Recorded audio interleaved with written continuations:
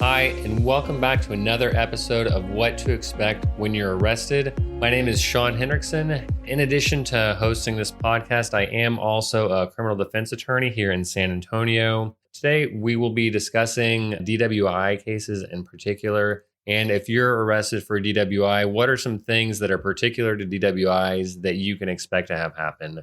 Before we start talking about that, I do have a free download for you. 4 things you need to be doing if you've been arrested. You can click down in the show notes and there's a link down there. We will send out a copy of that to you. Also, if you're being charged with a crime here in the San Antonio area, feel free to give us a call at 210-775-0852, or you can click on another link down in the show notes where you can schedule a free consultation.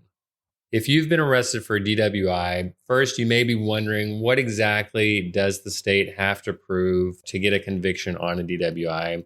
And essentially, the state just has to show that you were operating a motor vehicle in a public place while you were intoxicated.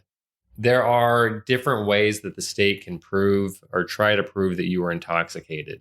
They can either show that you had a blood alcohol level of 0.08 or higher. They can show that you've lost the normal use of your mental faculties, or they can show that you've lost the normal use of your physical faculties.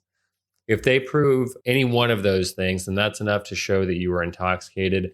Generally, because the state is getting either breath tests or blood tests in almost every case, they're going to use that 0.08 or higher just because it's easier for them to show and because juries kind of like to have that number to go off of. One of the most important things that you need to know is that if you're being charged with DWI, DPS is also probably trying to suspend your driver's license. If you are arrested for DWI and either you refuse to give a blood or breath test, or if you consent to a blood or breath test and your blood alcohol level is 0.08 or higher, then DPS is going to try and suspend your driver's license.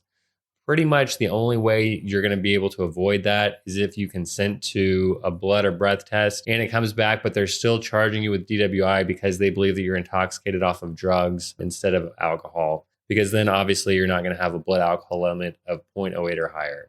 Now, I mentioned that DPS is going to try and suspend your driver's license. And if you don't do anything, then your driver's license will be automatically suspended. But you've got 15 days from the date that you were arrested to contest that. And you can request a hearing to keep your driver's license. It's what's called an ALR hearing.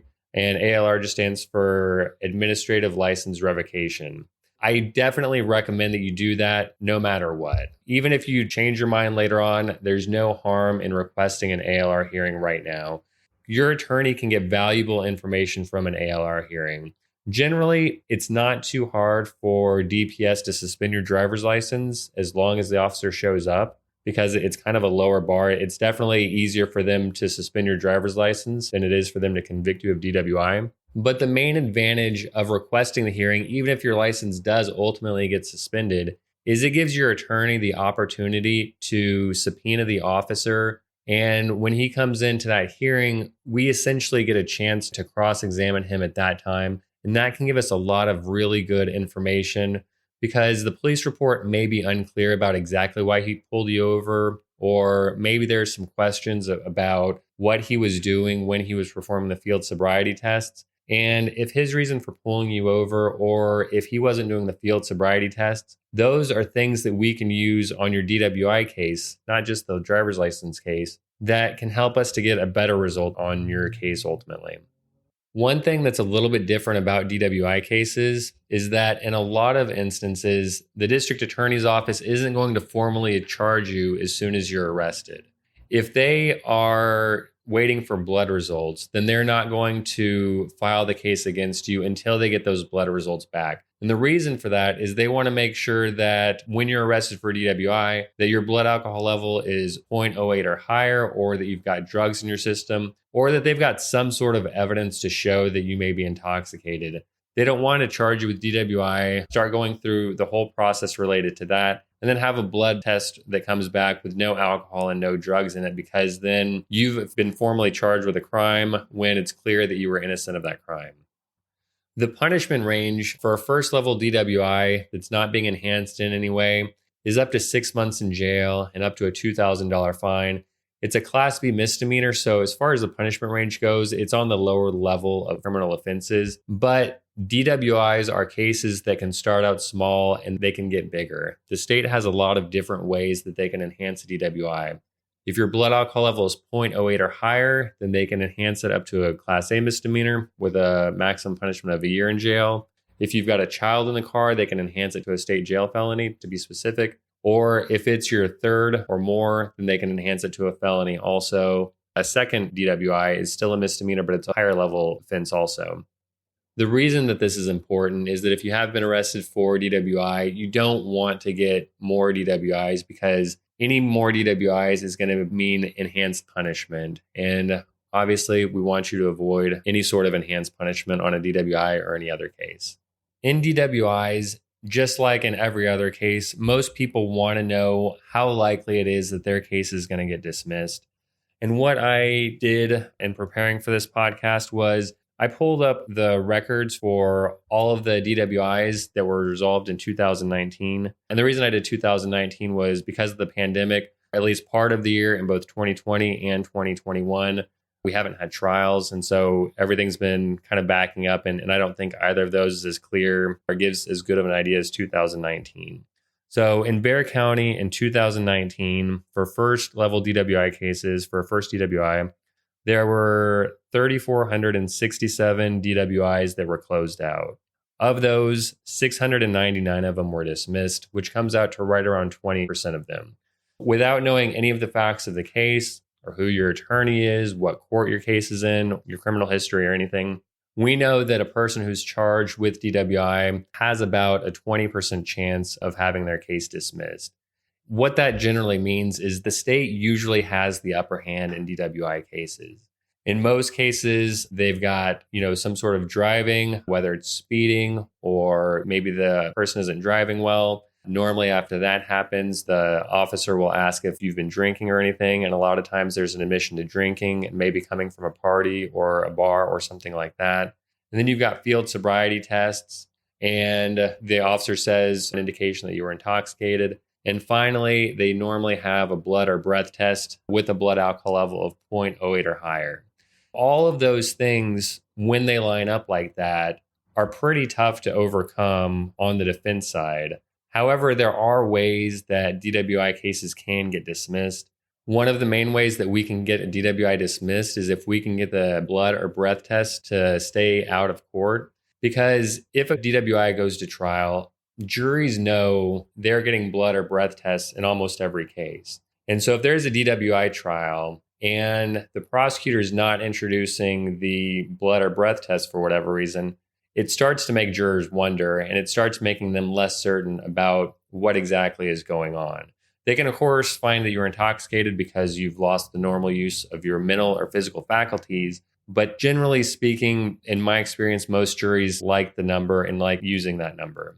Sticking with that blood or breath test result, the second way that it's possible to get DWIs dismissed is by being able to show that that test isn't reliable. And that can be anything from showing that there was the breath test that was 0.09 and it's just kind of within the margin of error. So there's reasonable doubt there. Or maybe the blood or breath test shows that you were really intoxicated, but when you do the field sobriety test, you actually look pretty good. And so what the jurors are seeing on the video doesn't really line up with what they're seeing on the blood or breath test result. Or maybe there was a problem that happened at the lab from the time that the blood was taken out of your arm to the time where that lab technician came up with the result. Maybe your blood wasn't handled properly, and there's a reason to believe that the test may not have been accurate there. Lastly, as far as DWI goes, I'd like to talk about what happens for most people who are being charged with a first level DWI. Normally, depending on what your criminal history is and what the facts of the case are, in a lot of cases, if your blood or breath test was low, if there was no crash, if you don't have any criminal history, instead of being charged with DWI, we may be able to get it changed to obstruction of a highway, which has a different level of offense. There's still both Class B misdemeanors, but there are certain consequences like a driver's license suspension that a DWI is going to have that an obstruction may not have. The other thing is an obstruction can't necessarily be used to enhance a DWI. So if you get charged with a DWI later on, that second DWI arrest may still be a first DWI because your original DWI wasn't charged as a DWI. It got changed to obstruction of a highway. I know that sounds a little bit confusing, but just know that generally an obstruction of a highway is better to have on your record than a DWI is. Regardless of whether the ultimate charge is obstruction of a highway or DWI first, there are some pretty standard terms that go along with any DWI plea. So first off, you'll be on probation for some time between a year and a year and a half. You'll have a few $100s worth of fines to pay. You'll have court costs to pay, which are usually about $300. You'll have to do a DWI education program, which is basically a class you have to take. A victim impact panel, which is essentially people who have been negatively affected by DWI, let you know about their experience so that you know that a DWI isn't like a victimless crime. There will be a drug and an alcohol evaluation to determine if you have any issues with drugs or alcohol. And if the evaluation determines that you do, then they can make recommendations anywhere from Alcoholics Anonymous all the way up to outpatient or even inpatient treatment. And whatever the recommendation that came out of that would be part of what you had to do for probation. You would also have to have ignition interlock for half the term of your probation. So if you were on probation for a year, then generally you would have ignition interlock for 6 months. And for DWI, that's kind of what a general offer is on a first level DWI. If your DWI is being enhanced for any reason, then of course the offer is going to be different than what I just said. It'll probably have something similar to those things, but there may be more. You may be on probation longer. They may be asking for some sort of jail time, either as a part of probation, or they may not offer probation at all. If you've had enough DWIs, then it's going to get to a point where they're going to be asking for prison time. If you're being charged with a DWI, it's important to find an attorney who knows how to handle DWIs and not just knows how to plea them out quickly, but there's a lot of science that goes behind everything on a DWI. So whether it's a blood test or breath test, there's a lot of different things that go into knowing how to read those and knowing how to keep blood and breath test results from coming into court. Whoever you end up hiring, make sure that they have the knowledge about how to do that. And make sure also that it's somebody that you're comfortable with. You've probably heard before that I was arrested for DWI when I was in my early 20s. And the attorney who I had didn't do a great job of letting me know what to expect and being there to answer my questions. So make sure that you've got somebody who can help you out with that also. I hope all of this has been really helpful for you. If you do have any questions about any of this, or if you're being charged for a DWI or anything else here in San Antonio, feel free to give me a call. My phone number is 210-775-0852. And I look forward to helping you out, and I hope that you have a great day.